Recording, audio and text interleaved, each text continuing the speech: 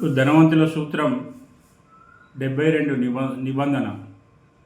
ధనవంతులు మరింత ధనవంతులు ఎలా అవుతున్నారని గమనించినట్లయితే వాళ్ళు 72 నిబంధనను పాటించి వాళ్ళ యొక్క సంపదను మరింత పెంచుకోవడం జరుగుతుంది. ఈ నిబంధన అనేది ఐశ్వర్యాన్ని సృష్టించడంలో అద్భుతమైనదిగా చెప్పుకోవడం జరుగుతుంది.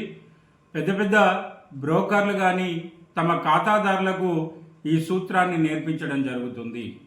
ఈ సూత్రం యొక్క ప్రధాన ఉద్దేశం ఏంటంటే తాము పెట్టే పెట్టుబడి ఎంత కాలంలో రెట్టింపు అవుతుందనేది ఈ సూత్రం యొక్క ప్రధాన సూత్రంగా చెప్పడం జరుగుతుంది. అంటే ఈ సూత్రాన్ని ఎలా అమలు చేయాలి అంటే మనం ఏదైతే పెట్టుబడి పెడుతున్నామో పెట్టుబడి పైన వచ్చేటువంటి వడ్డీని ఈ 72 నిబంధన చేత భాగించినట్లయితే వచ్చే ఫలితమే మనం పెట్టిన పెట్టుబడి ఎన్ని సంవత్సరాలలో రెట్టింపు అవుతుందని.